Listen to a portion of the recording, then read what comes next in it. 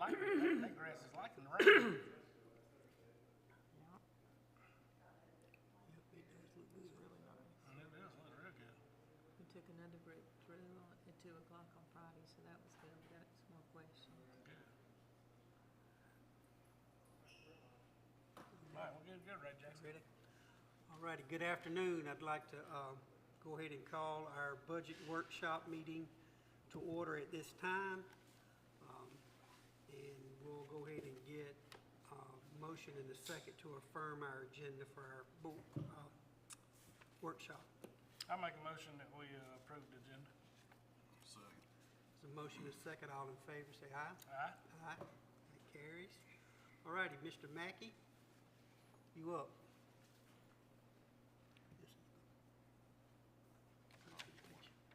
No. The button here somewhere I'm supposed to press, but I can't see it. Probably on the end. Red button on the end. Oh, there it is.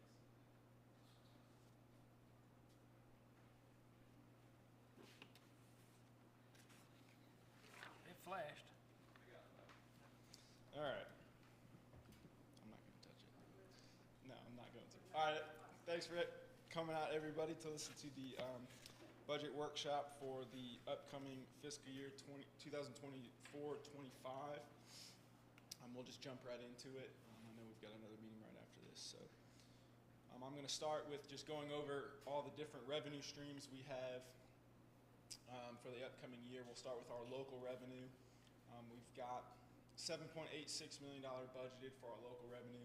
That includes all our different property tax streams, whether it be just your regular property taxes, the Lake Greenwood Development Zone, fee and lieu money, the manufacturer reimbursement, all the different revenue streams we have.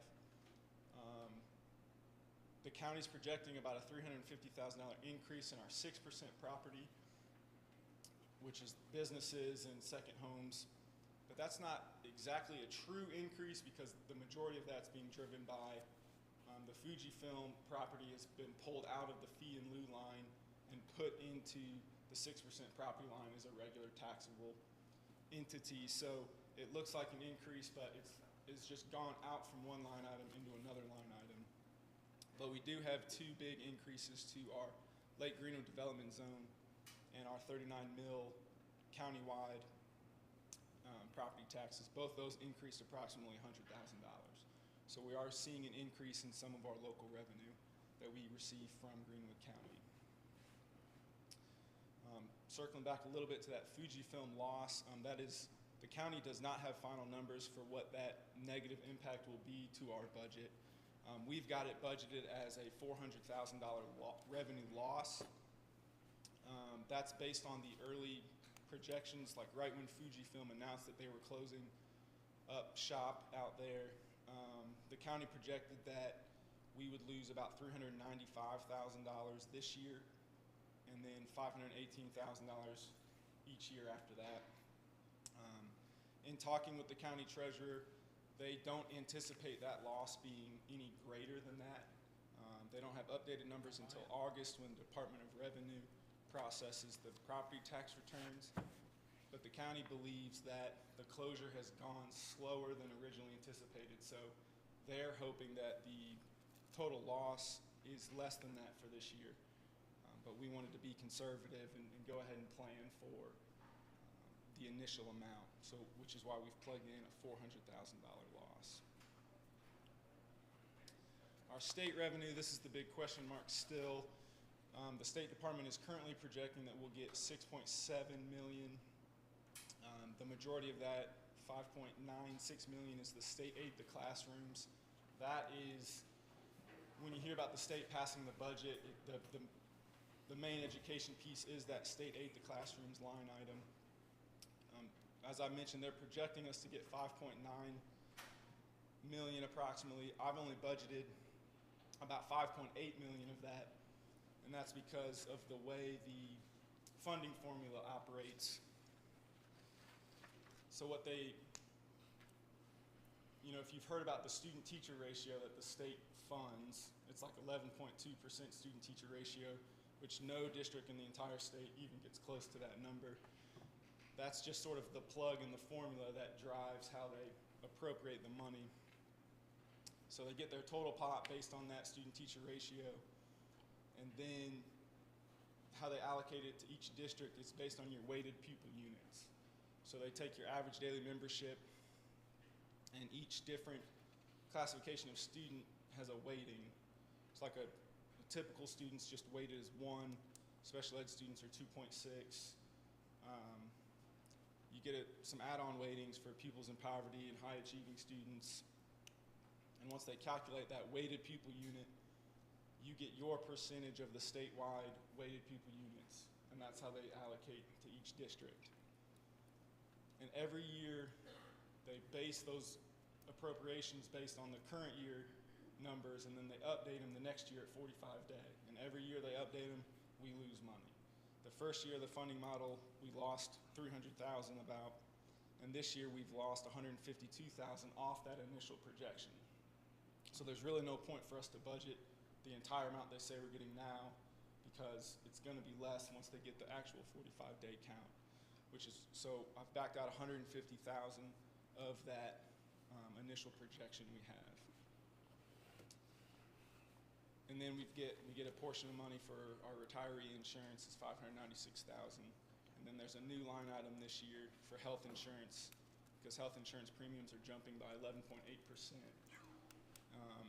And the state's funding that, a portion of it, so we're getting $163,000 budgeted for our health insurance increase. Are there any questions to this point? Okay.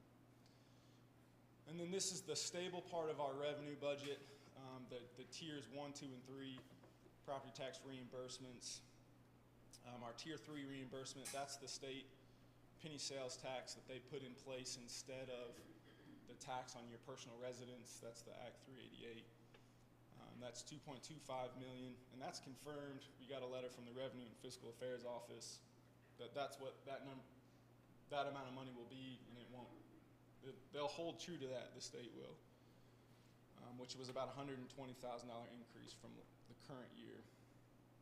And then tiers 1 and 2 reimbursements are just like the Homestead Act and some of the other smaller reimbursements that they've provided to personal residents. Those are about $270,000 and $244,000. And we also get a big chunk of money from our manufacturer's reimbursement, which right now is at around $1 million, which is just the same as it was last year. But that is also something that will get updated in August once the Department of Revenue finishes the property tax returns. That number probably is going to go up, but it'll go down on the manufacturer's property line item, because the state cut the business tax rate from 10% to 6%, but they will reimburse that other 4%. So it's a cut for businesses, but it's not a cut for us. So a couple of those items will change a little bit, but we should net out to the same place. And then I've budgeted $50,000 for interest income. This is another sort of question mark. You know, with interest rates as high as they've been, it's been a really good market to have some money in the bank. We've earned, I think the number right now is about $122,000 in interest income for the current year. And if they keep rates high, we'll continue to earn a lot of money on money we have invested in the bank. But economists are anticipating at least 1 rate cut, maybe 2 in the calendar year. And then our cash balance is going to be less once we finish paying for the old high school. So I've conservatively budgeted that interest income at $50,000, but if rates stay high, we should continue to earn a lot of money. And then $40,000 for out of district tuition, which is pretty stable year to year. And that's the $500 per student out of district, but in Greenwood County, and then $750 per student that's out of the county. All right, sliding over to our expenditures, the main one being the teacher salaries. The House and Senate have both agreed on the new teacher salary scale, which raises the minimum to the first step 0 on the bachelor scale to $47,000. But the sort of wrinkle is that it doesn't increase each step equitably or really on any sort of logical increase.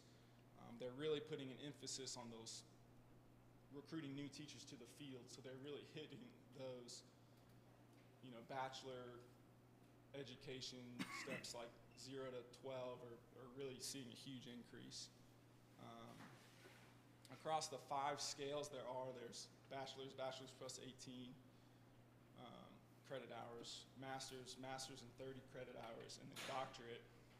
And each of those has 28 steps, so there's 140 steps on the whole teacher scales.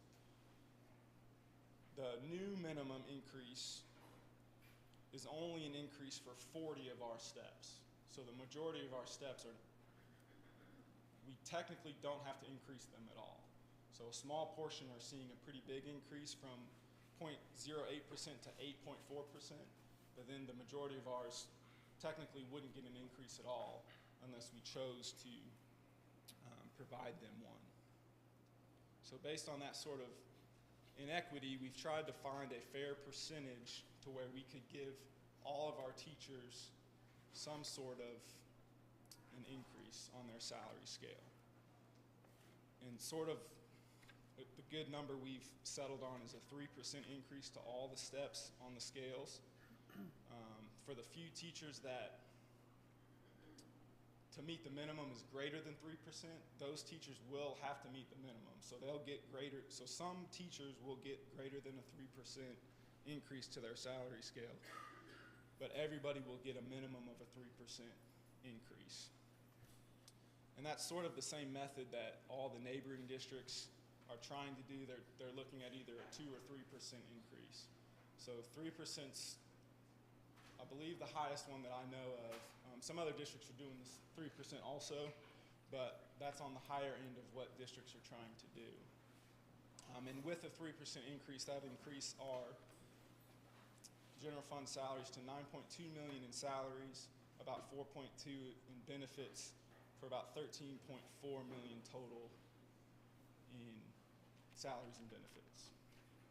Are there any questions on the teacher salary scale? It's sort of hard to wrap your head around sometimes. Okay. And then we've got a couple other additions to the budget with ESSER funding ending in September. We've got 4 positions currently budgeted in ESSER that we are going to absorb into the general fund.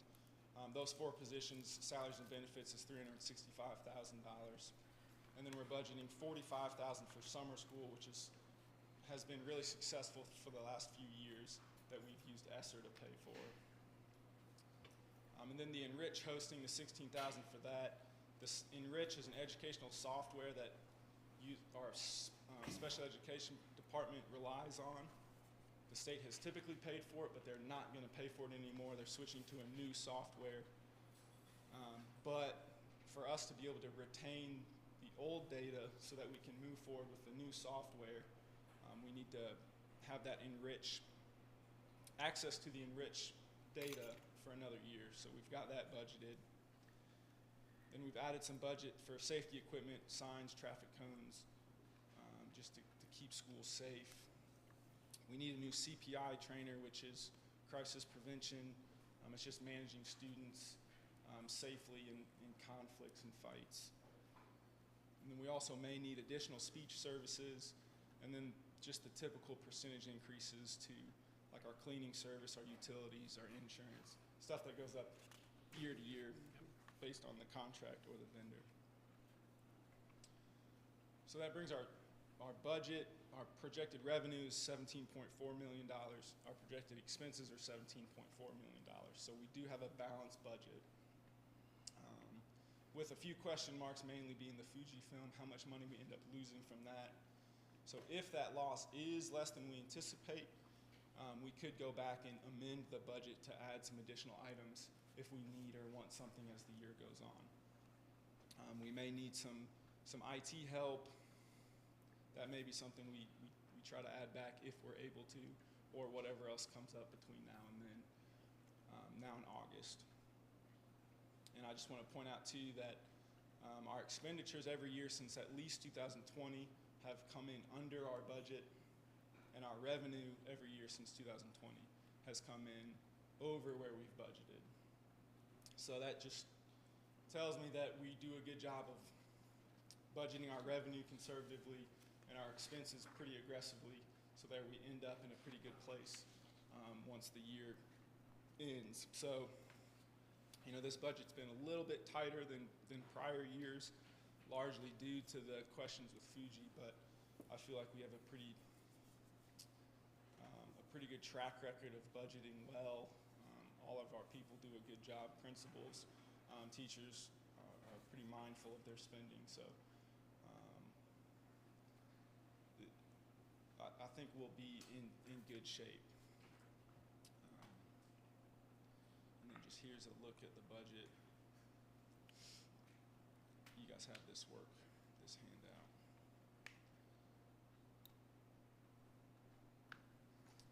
So yeah, the 7.8 in local revenue.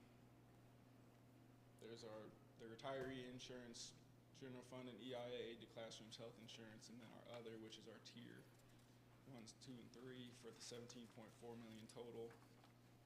There's the breakdown of our expenditures based on location and department,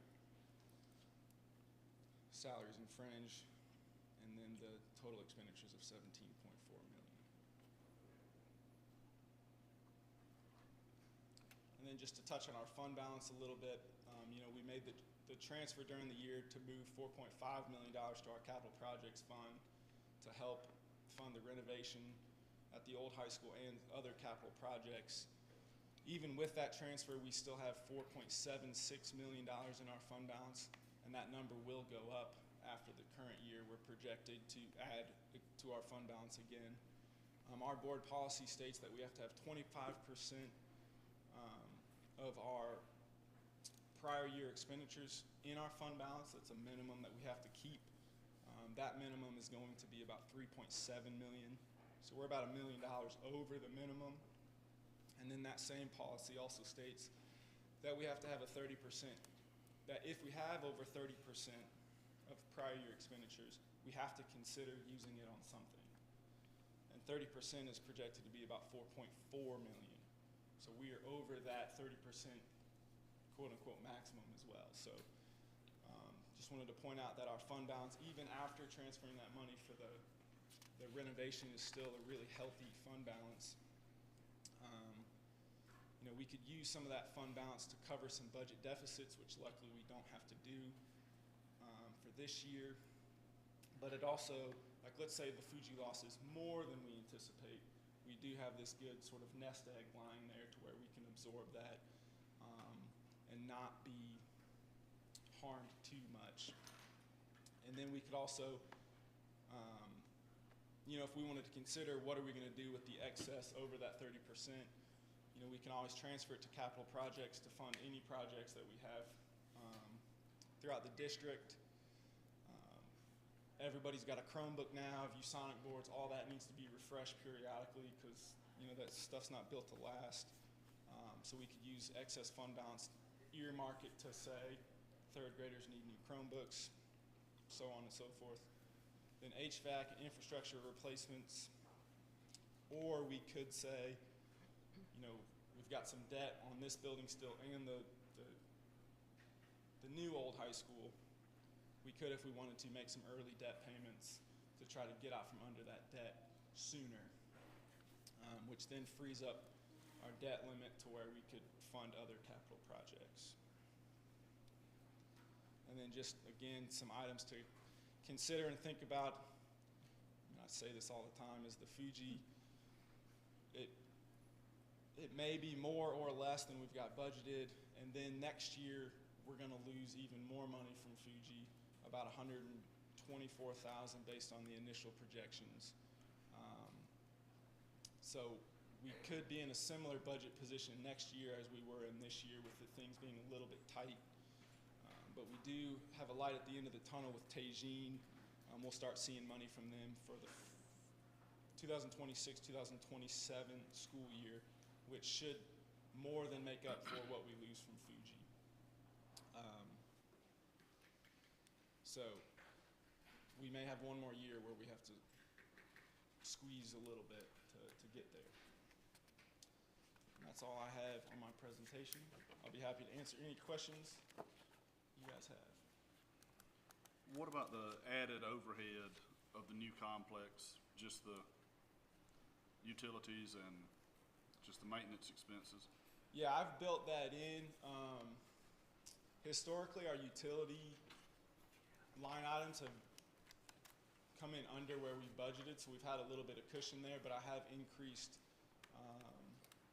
those utility items, line items for the added, because we're adding heating and air, we're adding fire suppression systems, we're adding parking lot lights, so there is a good bit added over there, but we have budgeted, off the top of my head, I can't tell you the exact number, but we have increased each of those. The water, gas, electricity, we've increased all those to hopefully accommodate for the increase. I guess I can send you the exact numbers.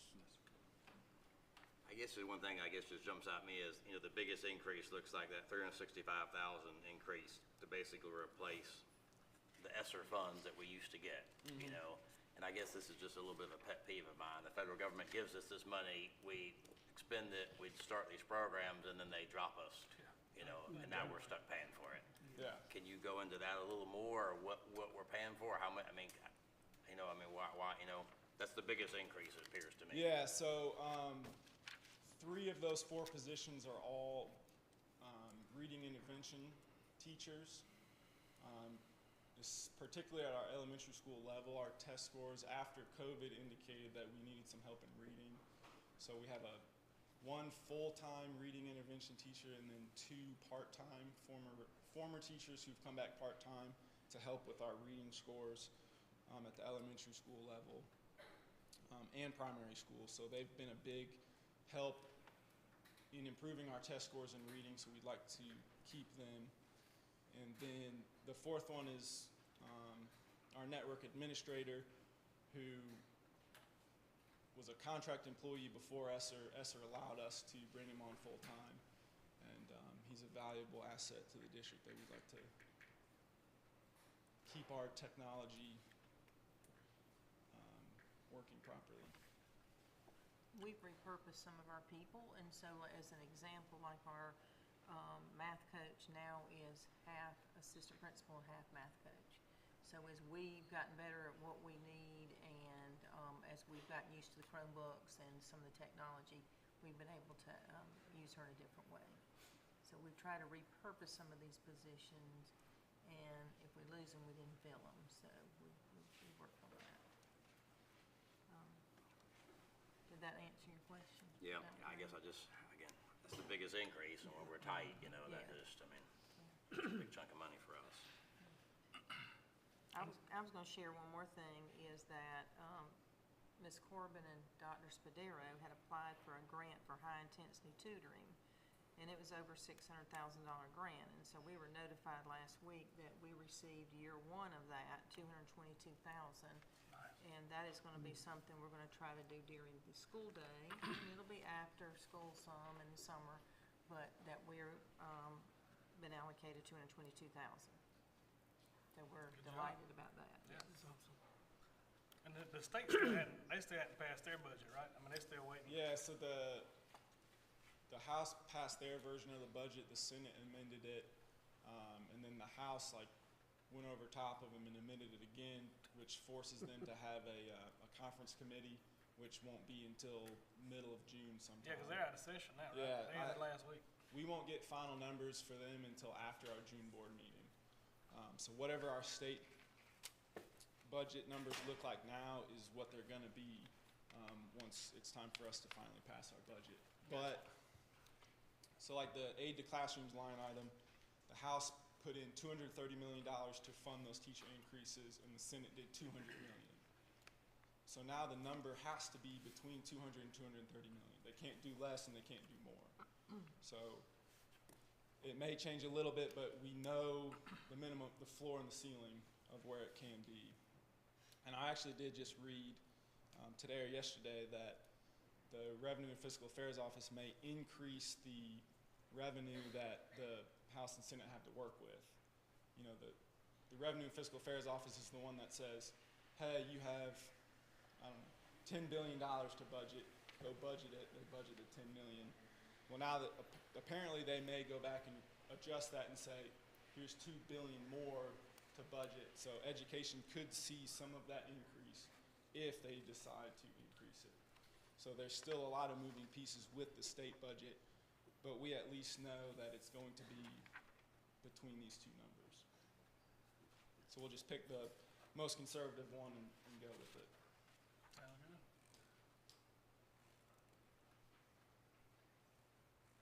Any other questions?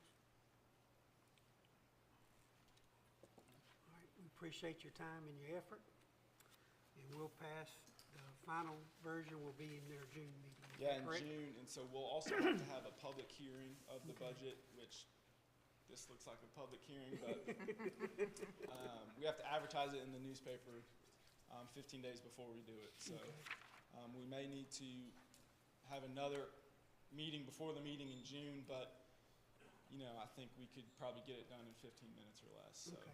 I'm sure we'll communicate that with down the road, but we will have to have a public hearing, and then we'll have the final reading in June. Okay. Sounds good. All right, guys, if we have no other questions for Mr. Mackey, I'll entertain a motion to adjourn this part of the workshop. I'll make a motion that we adjourn the budget workshop. So motion is a second. Second. So motion is second. All in favor, say aye. Aye.